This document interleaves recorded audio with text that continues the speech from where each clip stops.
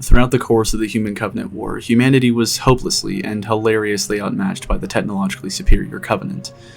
Even with the legendary efforts of Admiral Preston J. Cole and the Spartan IIs, they still spent nearly the entirety of the war fighting an uphill battle they could not hope to win, getting only a handful of victories and almost all of them being Pyrrhic ones. By the time that Halo 3 takes place during the latter moments of the Battle of Earth, nearly the entirety of human space was either destroyed, damaged, cut off, or belonged to various insurrectionist groups that were still active. During the attempt to destroy the Forerunner key ship, the Anodyne Spirit, Lord Hood was only able to spare a small group of Charon-class light frigates, along with a squadron of longswords. And at the Battle of Installation 00, or the Ark, the only UNSC ship shown to partake in the conflict was the Forward Unto Dawn, a single Charon-class light frigate, carrying the Master Chief, a number of ODSTs and Marines, and Scorpion tanks, among other things. Humanity's backs were against the wall, and various cities on Earth were heavily damaged, and New Mombasa in particular, and much of its surrounding area, had been glassed by both the Covenant and later on by Urtus Vadum and the Arbiter's forces to prevent the spread of the Flood. Most of the orbital defense grid and the UNSC home fleet was destroyed in the Battle of Earth. Reach was destroyed and Tribute was devastated, along with most of the Epsilon Eridani system, which had actually overtaken the solar system as the primary slipspace hub at one point.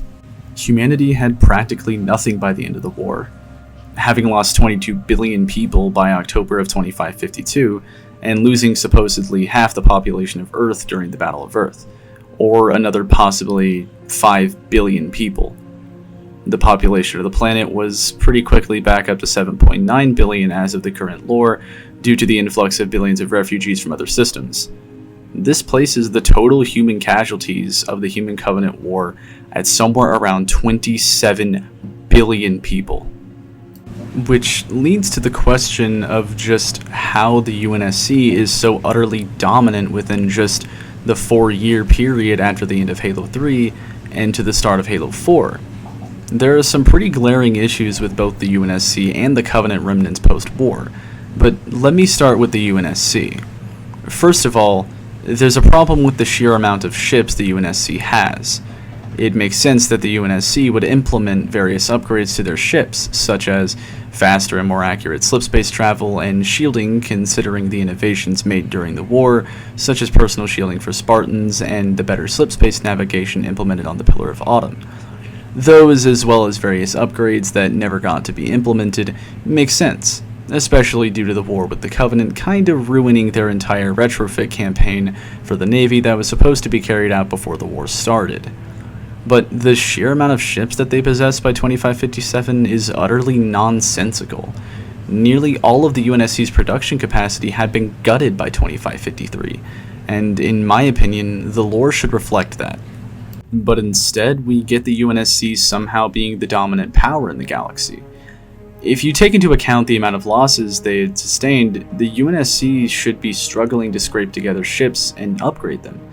Even a single Covenant remnant should theoretically have the capability to devastate the solar system. Considering the destruction that was wrought on the Epsilon Eridani system and the damage in the solar system, and the countless human worlds lost, humanity should be struggling to reunite. But instead, we're given the impression that humanity is more or less united aside from places like Venezia. What about the outer colonies that had no doubt lost contact with the UNSC at the beginning of the war, or perhaps just at some point during it? Even a planet that had lost contact a decade prior to the war ending would have an entire generation of young children who have only known their own planet's government, and plenty of adults who've likely gotten used to that way of life. This would be a massive obstacle for the UNSC to overcome post-war. They should have to be convincing planets to rejoin the UNSC, and to try and restore their planets to anything resembling functionality. Though they may have faster and more accurate slipspace, they don't have the military forces to properly exert their authority like they did previously. This would undoubtedly cause human space to be balkanized and fractured once contact is re-established. But the biggest problem I have with the UNSC post-war is one ship in particular, the Infinity. I'll be totally honest, I'm not a fan of the Infinity on a personal level. I feel like it comes off as a cheap attempt to make the UNSC seem powerful in Halo 4. I'm not a huge fan of its design either.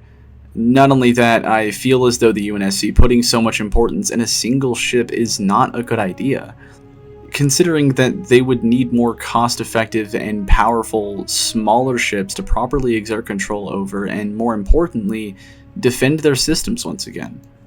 I also feel that the Infinity's mission being focused on the Halo rings and not the well-being of human space is idiotic, especially considering that logically, the Halo rings would be scattered across the entire galaxy, and not just the Orion Arm where all of Halo takes place. Which is why I'm confused as to why 3 separate Halo rings have been found, but that's another topic for another time. But setting aside my personal feelings, the UNSC really shouldn't have spent so much of their economy and resources on a single ship when they would desperately need to rebuild their fleets to be operational once more. Perhaps the Infinity would make a bit more sense if it was something like a Punic-class supercarrier that had been retrofitted with the best tech only the UNSC could get their hands on. Granted, I know that the Punic was designed after Halo 4, but I think the point remains.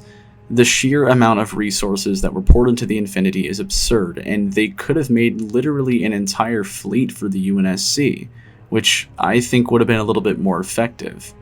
The post-war period should have felt like a truly desperate period for humanity.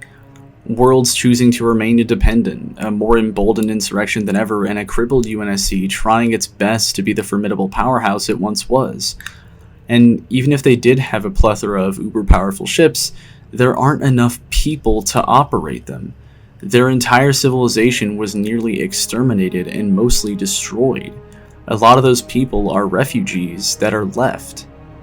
I also feel that the emergency government of the UNSC ruling over Earth could have also been an interesting conflict. What if the UEG was essentially defunct and humanity still was being led by the UNSC even after the war, effectively under the jurisdiction of a military-led government? This could have also aided the insurrection and propaganda against the UNSC to try and gain support from neutral and independent worlds. Instead, we get Space America for the millionth time. Thank you, Brian Reed. These circumstances could have led to a fascinating setting, but we rarely even get to see that.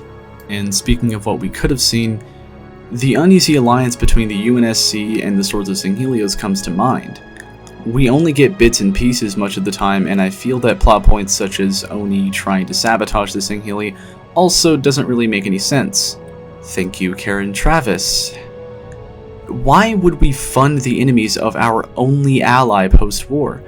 The Singhili were genocidal murderers to our species, and that would not change the civil conflict that would have undoubtedly arisen once the alliance between the Swords of St. Helios and humanity was announced to the general public. However, that does not change the fact that we would need each other to survive, and sabotaging our only ally is only counterintuitive to that fact. Thelvadom's quest to reunify Singhili space under his faction would put them at a severe disadvantage, and much like humanity, their territory is balkanized and fractured after the Great Schism and the end of the Covenant. But they're in the midst of a civil war while humanity is trying to claw its way back up to the top. It never truly feels like either of the factions are in a desperate struggle, though. This is a real problem. I mean, you get hints of the cooperation between the two factions in certain books and things like the Sword Warthog in Halo 5, but we don't get to truly see any actual large joint military campaigns past Halo 3 between the UNSC and the Swords of St. Helios. But while I'm on the subject of the Singhili and their civil war, I have to bring up what is, in my opinion, the most mishandled part of the post-war period, the Covenant remnants. My issue with these remnants lies with how few of them there are and how weak they feel. This is a severe issue to me, as the Covenant's territory, resources, soldiers, and ships would still largely be intact. Though I suppose the latter two have suffered an unknown extent due to the Great Schism, the Covenant Empire was a truly colossal power in the galaxy, and this should be reflected in the factions post-war, but isn't. Julim Dama's Covenant and the Banished are really the only large examples of powerful warlords we get aside from, I don't know, maybe Merkvul and Spartan Assault, but we don't really talk much about Spartan Assault anyways. Theoretically, there should be countless factions of the former Covenant forces that have formed after the collapse of their empire, and the piracy and mercenaries such as Kigyar and the Banished should be far more rampant than what we're shown. The reason being that just because High Charity was destroyed and much of the Covenant population decimated due to the loss of their largest fleet, This doesn't erase the fact that their worlds and thus their resources, soldiers, and many of their ships are still out there among the stars. They may not have their leadership under the Sanchayim hierarchs anymore, but that only leads the way for opportunistic leaders to claim these troops, or for them to form their own factions. Another very big issue I have with these factions is the lack of distinction between the ones that are shown and the forces of the Arbiter and other remnants. This is, of course, with the exception of the Banished, as they brilliantly stand out as a unique faction all on their own with their own amazing aesthetic. What I would have proposed is having factions such as Jul-'Mdama's Storm Covenant, as it's known, be shown using a mix of Hesteros produced Covenant gear and the more well-made Covenant gear from the war. I also believe it would make sense for these factions to want to stand out, as many claim to be the true successors of the Covenant Empire.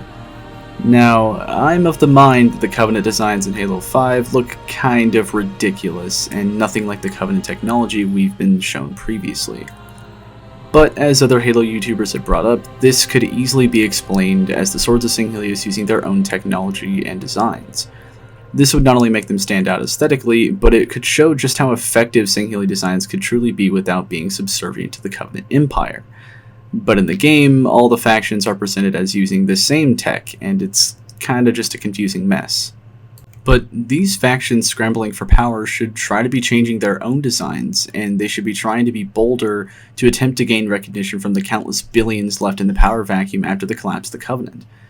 Now, I understand changes such as entirely different models for different Covenant factions and different weapons and weapon models for each faction would require a lot of time and attention and ultimately money to make in a game.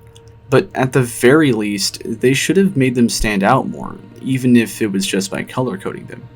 I mean, aside from the general art style overhaul beginning with Halo 4, we never see these factions actually look different. In Halo 5, the Storm Covenant's forces look exactly the same as the Swords of Singhelios.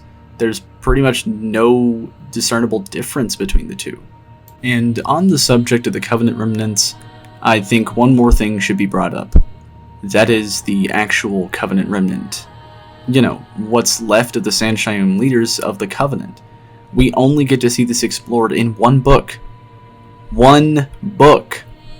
I know most of them were wiped out on High Charity, but there's an entire flotilla of Sanchayim left. Shouldn't they be able to exert more control? You know, like the Jiralhane that are scrambling to gain power and survive. The blindly obedient species that had served them until the end should still be working with them, shouldn't they? I get that perhaps they'd be hiding on their flotilla from the wrath of the Singheli, but we don't get a hint that they are working from the shadows outside of their plan to use a prototype Halo ring to destroy Singhelios in the book Shadow of Intent. But that's it.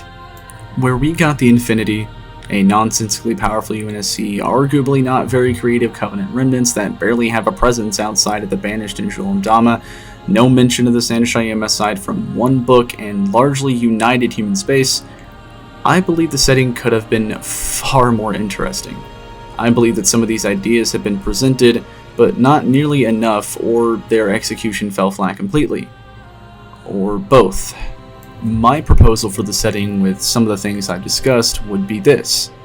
A UNSC struggling to hold on to the ships they have while putting what production they still possess into overdrive to compensate for their losses while simultaneously battling the resurgent insurrection. The UNSC would be trying to gain support from worlds that have been cut off whilst also trying to govern Earth due to it being the only human stronghold left, albeit devastated. The only allies they would have are the faction that helped exterminate tens of billions of their people, only to switch sides at the last second. It would cause a severe amount of tension between the two factions, but it would be, above all, a necessary alliance. Meanwhile, said allies would be struggling to rebuild and create a society free of the binds of the Covenant, a truly self-sufficient civilization whilst fighting with the Covenant remnants that surround both the Swords of Singhelios and the UNSC. All the while, many of the Covenant remnants could be silently manipulated or even some directly controlled by the Sanchayim in hiding. And to add to the mess that the two main factions find themselves in, they would also be at war for Forerunner artifacts, not only to stop their enemies from getting them, but doing so in the hope of gaining some kind of edge in this new, hostile, and fractured galaxy. And then, one day, 4 years into this increasingly hostile and volatile galaxy after the war, the Master Chief is found, and so is Requiem, igniting a colossal war over the planet between insurrectionists, Covenant remnants, the Sanshayum in hiding, and the UNSC ally with the Swords of St. Helios. But at the center of it all would be the Didact and the Master Chief. The hero and savior of humanity and the last living Forerunner returned to the galaxy. Undoubtedly, the Didact would gain control of various religious Covenant remnants and through force or coercion, other factions. The Master Chief, though, the player, will be in the middle of it all again, in the middle of all of this chaos, while trying to stop the Didact and get over the various obstacles in their way. And the odds would once again be overwhelmingly not in humanity's favor. And it would be up to the Chief, with the dying Cortana at his side, to try and save humanity once more, in a race against time. To stop other factions, such as the Insurrectionists, the Covenant remnants, and the factions mentioned previously from gaining control of Requiem, and all of its secrets. Prometheans, weapons caches, information about other Forerunner locations. I feel like this could have been a colossal battle instead of what we got with Spartanops. But that's just my opinion. I feel like a more splintered and desperate humanity fighting amongst itself along with the Covenant remnants and the Arbiters faction doing the same, while the Sanshayum play their game from the shadows, could have made for a very interesting and fun new setting for the games, on Requiem. I desperately wanted 343 to make a more realistic successor to the lore of the Bungie era, but much of it feels like a completely different franchise, not the same Halo we all got to know previously. The Requiem campaign I talk about here would be the epicenter of the conflict that had built up while the Chief had been in Cryo. Rather than the Infinity and some Spartan 4s fighting against one faction, it instead becomes a great scramble for the treasure trove that is Requiem and sparks a true war between all these different factions in the galaxy for the prize. I'm truly hoping we'll get some return to form with the Shadows of Reach and Halo Infinite, but that won't ever change the fact that the post-Covenant War period has, in my opinion, been severely mishandled and is a gigantic missed opportunity for the Halo series to truly shine. But I hope the scenario I laid out and some of what I brought up and a lot of the criticisms I laid out are at least somewhat interesting to those of you watching. As for me, I am hoping to cover a similar topic next, but specifically about why Oni in the post-war period makes no sense, because that is an entire topic that deserves a video on its own.